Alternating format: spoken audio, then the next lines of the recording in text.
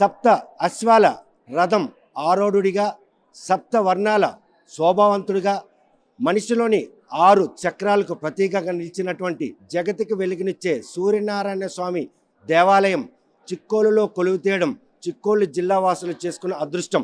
ఆయన రథసప్తం వేడుకల పర్వదినాన ఎటువంటి పూజా కార్యక్రమం నిర్వహిస్తారు, ఆ పూజా కార్యక్రమం ఎలా నిర్వహించబోతున్నారన్న విషయం ప్రస్తుతం మనతో మాట్లాడడానికి ఆలయ ప్రధాన అర్చకులు ఇప్పిలి వంశ పారంపర్యకులు అయినటువంటి ఇప్పిలి శంకరశర్మ మనతో చూస్తే కనుక అరసవల్లి రథసప్త ఉత్సవానికి ఉన్నటువంటి ఆదరణ అభిమానం ప్రపంచం యావత్తు కూడా రథసప్త వేడుకలు వేస్తుంది. దాన్ని పరిగణలోకి తీసుకున్న రాష్ట్ర ప్రభుత్వం 7 రోజుల పాటు ఈ ఉత్సవాల నిర్వహణ కార్యక్రమం చేపడుతుంది. ఎటువంటి పూజా కార్యక్రమాలు ఉండబోతుంది? ఓం నమో భగవతే సూర్యాయ. సూర్యనారాయణ స్వామి దేవాలయంలో ఈ రథసప్తం అన్నది ప్రాచీన నుంచి కూడా మాఘమాసంలో సూర్యుడికి విశేషమైన రోజులు. ఆ మాఘమాసం వచ్చేసరికి ఉత్తరాయణం ప్రవేశనం అయిన తర్వాత వెంటనే ఈ మాఘమాసం ప్రవేశిస్తుంది. పుష్యమాసంలో సంక్రాంతి సూర్యుడు మకర రాశిలోకి ప్రవేశిస్తాడు. ఆ రాశిలోకి ప్రవేశించారు కూడా మనకు అంతవరకు ఉన్న చలి, ఆ తీవ్రత, అట్లాగే రకరకాల జబ్బులు, రకరకాల రోగాలు ఇవన్నీ కూడా దోమల వల్ల, క్రిమికీటకాల వల్ల అవన్నీ కూడా మనకి చాలా మన శరీరం మీద వ్యాప్తి చెందుతాయి. ఈ మకర సంక్రాంతి సమయంలో వచ్చేసరికల్లా రోజు చల్లనీళ్ళు స్నానం చేయడం వల్ల రోగాలన్నీ కూడా నివారణ జరుగుతాయి. అట్లాగే ఈ మకర సంక్రాంతి వచ్చిన తర్వాత సూర్యనారాయణ స్వామి వెంటనే ఆ కిరణాలన్నీ కూడా ఉత్తరాయణం ప్రయాణం చేస్తుంటాయి కాబట్టి ఉత్తర దిశగా అవన్నీ ప్రయాణం చేసి మనకు వేడిని పుడుతుంది. ఆ భూమిలో కూడా వేడిమి వస్తుంది కాబట్టి ఇవన్నీ జీవరాశులన్నీ కూడా సూక్ష్మజీవులు మనకి హాని చేసిన జీవరాశులన్నీ కూడా నశిస్తాయి. దానివల్ల మనం రోగ విముక్తులై ఆరోగ్యంగా ఉంటాం. అట్లాంటి ఆరోగ్యాన్ని ఇచ్చినవాడు, ఆరోగ్యం ఇచ్చేవాడు భాస్కరుడు, ఆదిత్యుడు. ఆరోగ్యం భాస్కరాదిత్యేతని ఆ ఆరోగ్యాన్ని ప్రదాత సూర్యనారాయణ స్వామి దేవాలయం అరసవల్లి శ్రీకాకుళంలో ఈ గ్రామంలో ఉంది. ఇది 7వ శతాబ్దం నుంచి దేవాలయం ఉంది. ఈ దేవాలయంలో ప్రతి ఆదివారం కూడా స్వామికి నిత్య ఆదివారాలు హోమాలు, అట్లాగే సూర్య నమస్కారాలు జరుగుతుంటాయి. అట్లాంటిది విశేషమైన రోజు సూర్య జయంతి. రథస్థం భాస్కరం దృష్ట్యా పునర్జన్మ నలభ్యతే అని రథసప్తమి అంటారు. దీనికి 26/1/25 ఈ సంవత్సరంలో విశ్వాసనామ సంవత్సరంలో మాఘశుద్ధ సప్తమి రథసప్తమి ఆదివారం పడింది కాబట్టి ఇది ఆదివారం అంటారు. దీనికి ఆదివారం నాడు భానుసప్తమి అంటారు, అట్లాగే రథసప్తమి అంటారు, తర్వాత అర్క జయంతి అంటారు. అట్లాగే బోల్డ్ అన్ని ఈ నామాలన్నీ కూడా ఉన్నాయి. ఈ రథసప్తమి నాడు సూర్యనారాయణ స్వామివారిని వేకువజాము నుంచి కూడా సూర్యనారాయణ స్వామి వారికి అభిషేకాదులు జరుగుతాయి. మహాసంకల్ప కార్యక్రమం. ఈ అభిషేకాదులు కూడా అట్లాగే పంచామృతాలతోని పాలు, పెరుగు, నెయ్యి, తేనె, పంచదార, పళ్ళ రసాలు, వివిధ గంగా జలాలు, అలాగే జలాలు, తర్వాత ఔషధులు ఇవన్నీ కూడా స్వామివారికి అభిషేకాలు రాత్రి 1 గంట నుంచి ఉదయం 7:30 గంటల వరకు అభిషేక కార్యక్రమం ఉంటుంది. దీంట్లో మంత్రాలన్నీ కూడా నమకం, చమకం, దశాంతులు, పురుషోక్తం, శ్రీ సూక్తం, అట్లాగే మహాన్యాసపూర్వకం, శేక్ష, భృగు, ఆనందవల్లిలు, అలాగే ఇవన్నీ కూడా పారాయణ చేస్తారు వేద పండితులు. అధర్వణ వేదం, అట్లాగే ఋగ్వేదం, అట్లాగే యజుర్వేదం, సామవేదం ఇవన్నీ కూడా ఈ రుక్కులన్నీ స్వామివారికి చాలా ఆయనకి ఎక్కువగా ప్రశస్తమైన కూడా అన్నీ కూడా ఆ స్వామివారికి విన్నవిస్తారు. అలాగే విన్నపాలు కూడా విన్నవిస్తారు. ఈ సూర్యనారాయణ స్వామి వారికి ఆ రోజు అభిషేకం ఆదివారం నాడు 1 గంట నుంచి ఉదయం 7:30 గంటల వరకు ఉంటుంది. తర్వాత స్వామివారికి నిజరూప దర్శనం. అత్యంత అరుదైన శాలిగ్రామశిలతో మలచబడిన సూర్యనారాయణ స్వామి విగ్రహం వైజయంతి రథం మీద అది ఉంది. దాని పేరు, ఆయన రథం పేరు వైజయంతి రథం. ప్రతి శ్రీకృష్ణుడికి ఒక రథం ఉంటుంది, అర్జునుడికి ఒక రథం ఉంటుంది, అట్లాగే దుర్యోధనుడికి రథం ఉంటుంది. రథం ఆయనకి పేర్లు ఉంటాయి. అట్లాంటిది ఈయనకి వైజయంతి రథం ఈ పేరు.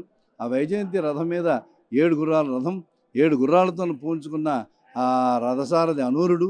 ఊరులో ఉంటే తొడలు లేనటువంటి వాడు రథసారథి. ఉషా, పద్మిని, ఛాయ 3 భార్యలు. మాటర, పింగళ ద్వారపాలకులు. వారిద్దరూ మీదని సనక సనంద మహర్షులు ఛత్రచామరం వేస్తూ స్వామివారి 2 హస్తాలు, 2 హస్తాలతోని 2 పద్మాలు పట్టుకుని స్థానభంగిమలో వైజయంతి రథం మీద ఆయన నిల్చున్నారు. అగమ్య గోచరమైన ఈ ఆకాశ హర్మ్యాలలో ఆయన విహరిస్తూ 7 గుర్రాలు నడుపుతూ రథసారథికి ఆ కాళ్ళు లేని వాడితో విహరిస్తూ మనందరినీ కాపాడుతున్నాడు. ఆయన చైతన్యమూర్తి, చైతన్య ప్రభు. అట్లాంటి సూర్యనారాయణ స్వామి వారిని ఈ సూర్య జయంతి ఉదయం 7 గంటల వరకు అభిషేకం జరిగి తర్వాత నిజరూప దర్శనం ఉంటుంది. ఆ నిజరూప దర్శనం అయిన తర్వాత అలంకార సేవ మధ్యాహ్నం 3:30 గంటల నుంచి సాయంకాలం 9 గంటల వరకు ఉంటుంది. 9 గంటల నుంచి ఆయనకి ఏకాంత సేవ, పవళింపు సేవతో ఈ కార్యక్రమాలన్నీ జరుగుతాయి. అట్లాగే ఇది 23, 24 తేదీ, 25వ తారీఖు నాడు రథసప్తమి, 23వ తారీఖు నాడు సూర్యనారాయణ స్వామి సూర్య నమస్కారాలు ప్రియో భాను నమస్కార ప్రియో భాను. ఒక నమస్కారం పెడితే ఆయన అత్యంత ప్రీతిపాత్రుడు అవుతాడు. అట్లాంటి సూర్యభగవానుడికి సూర్య నమస్కారాలు సామూహికంగా ఈ అనివేటి మండపంలో చేస్తారు. 24ని, 23ని, 24ని సౌరహోమం, మహాసౌరహోమం. సౌరహోమం అంటే ఆయనకి ఎక్కువగా ప్రీతి. ఆ మహాసౌరం మంత్రాలతోని హోమం చేస్తారు, హవనం చేస్తారు. ఆ మహాసౌర హోమం అట్లాగే పూర్ణావతి కార్యక్రమం ఉంటుంది. ఆ రాత్రి నుంచి కూడా స్వామివారికి ఈ రథసప్తమి ఉత్సవాల్లో పాల్గొని భక్తులందరూ కూడా ఉదయం నుంచి సాయంకాలం జరిగే ఉత్సవాల్లో పాల్గొని వారిని తీర్థప్రసాదం తీసుకొని ఆరోగ్యాన్ని కాపాడుకోవాలని కోరుతున్నాం. ఏడాదికి మీకు ఊహ తెలిసిన దగ్గర నుండి ఈ స్వామివారి అంగట్లో ఆ స్వామివారి సేవ చేసుకుంటూ వస్తున్నారు. ఎట్టకేలకు గత ఏడాది ప్రభుత్వం మాత్రం అధికారికంగా 3 రోజుల పండుగ నిర్వహించింది. కానీ ఈసారి వారం రోజులు నిర్వహించి దురదృష్టవశాత్తు దాన్ని మళ్ళీ 3 రోజులు కుదించారు. ఈ 3 రోజుల పాటు జరగబోయే ఈ కార్యక్రమంలో ఆదివారం స్వామివారికి ఇష్టమైన రోజు సూర్య జయంతి జరగడం, ఈ విషయంపై ఈసారి భక్తులు ఆదరణకు అనుగుణమైనటువంటి పూజా కార్యక్రమాలతో పాటు నిజరూప దర్శనం, అదేవిధంగా క్షీరాభిషేకం దర్శన భాగ్యాలు కలుగుతాయి అనుకుంటున్నారు. ఇప్పుడు ప్రతి సంవత్సరం ఒకే పద్ధతిలోనే ఒకేలాగా ఉంటాయి తప్పించి ఇవాళ ఆదివారం వచ్చిందని ఒకలాగా, సోమవారం వచ్చిందని ఒకలాగా ఉండదు. ఆయనకి ఎట్టకేలకి ఎలాగ రథసప్తమి ఎలాగ మనం పూర్వం నుంచే సాంప్రదాయబద్ధంగా ఆచారప్రకంగా ఎలాగ చేస్తున్నామో అలాగే ఈ కార్యక్రమాలు జరుగుతాయి.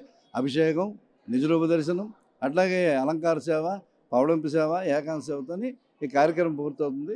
అట్లాగే 23, 24 ముందు చెప్పినట్టు సూర్య నమస్కారాలు, హవనం ఉంటుంది. కాబట్టి భక్తులందరూ కూడా ఈ 3 రోజులు వచ్చి సూర్యనారాయణ స్వామిని దర్శించుకొని తరించాలని కోరుతున్నాం.